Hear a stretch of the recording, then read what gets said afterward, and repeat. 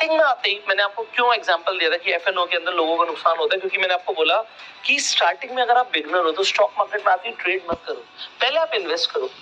अब अगर आप इन्वेस्ट करेंगे, और एक स्ट्रैटेजी मैं आपको दे रहा हूं, इन्वेस्टिंग स्ट्रैटेजी, जिससे आपको एक्टिव तो रहना पड़ेगा मार्केट में, आप एक्टिवली इन्वेस्ट करने वाले हो, बट आपके लॉस होने के चांसेस ना के बराबर होंगे। मैं आपको बताता हूं करने के वाले हैं। सबसे पहले हमने लास्ट वीडियो में भी डिस्कस किया था कि हम ईटीएफ खरीदने वाले हैं। अब ये ईटीएफ क्या होता है? ईटीएफ होता है एक्सचेंज ट्रेडेड फंड। अब एक्सचेंज ट्रेडेड फंड में भी बहुत सारे फंड्स हैं, हम क्या खरीदने वाले हैं? सो मैं आपको ऑप्शंस दूंगा, मैं आपको रिकमेंडेशन नहीं दूंगा, ये आपकी चॉइस होगी कि आप क्या कर सकते हैं। मैं आपको एवरेज बताऊंगा, उसके बाद आपकी चॉइस है। बट अब आप समझिएगा बात, सबसे सेफ गोल्ड।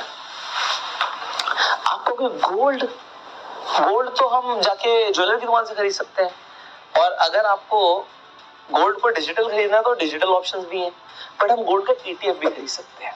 ठीक है, इसमें चार्जेस आपके कम लगेंगे कंपैरेटिवली। अगर आप ज्वेलर से जाके लोगे, डिजिटल गोल्ड में लोगे, तो डिजिटल गोल्ड में स्प्रेड बहुत ज्यादा होता है। स्प्रेड मतलब बाय सेल का रेट का डिफरेंस बहुत ज्यादा होता है। तो आप गोल्ड का ईटीएफ खरीद सकते हो। आपको अगर गोल्ड की रिटर्न क्या, अगर आप गोल्ड की एवरेज रिटर्न देखोगे तो लगभग 9% की रिटर्न रहती है गोल्ड की। आपको अगर 9% की रिटर्न, चलो ठीक है, आपको यहाँ तक समझ आई मेरी बात। दूसरा, आप निफ्टी का ईटीएफ खरीद सकते हो। आपको अगर सिर्फ हमें खरीदना है, मैं आपको बताऊंगा कब खरीदना है, तभी स्ट्रैटेजी बनेगी। ठीक है, सो हम निफ्टी का ईटीएफ खरीद सकते हैं। निफ्टी के ईटीएफ के बहुत सारे ऑप्शंस हैं, आपको दिख जाएंगे जब अपने डीमेट अकाउंट में लॉगिन करोगे। आप निफ्टी की 15 साल की भी अगर आप उठा लोगे, अगर आप निफ्टी की भी एवरेज रिटर्न्स देखोगे तो 12.3% से ऊपर की रिटर्न्स है। पिछले कुछ टाइम में तो 15% से ऊपर की रिटर्न दी है निफ्टी ने, तो निफ्टी की रिटर्न्स भी मैंने यहाँ पे लिख दी। इसके अलावा निफ्टी से भी बेटर रिटर्न्स नैस्डैक की है, और दूसरा डॉलर एप्रिसिएशन भी है। सो आप नैस्डैक का ईटीएफ खरीद सकते हो, है ना। आपको पता है एक चीज और है, निफ्टी के अंदर सारी बड़ी कंपनीज आ जाती है, बट फिर स्मॉल कैप की रिटर्न का तो कोई मुकाबला ही नहीं होता। तो आप स्मॉल कैप का भी ईटीएफ खरीद सकते हो। स्मॉल कैप मतलब ऐसी कंपनीज जिनका मार्केट कैपिटलाइजेशन छोटा है, बट उसमें पोटेंशियल बहुत है भागने का।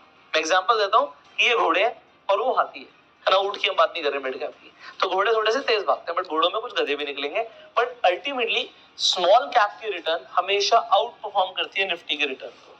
तो आप स्मॉल कैप का भी ईटीएफ खरीद सकते हो, एंड आप चाहे तो S&P 500 का भी ईटीएफ खरीद सकते हो।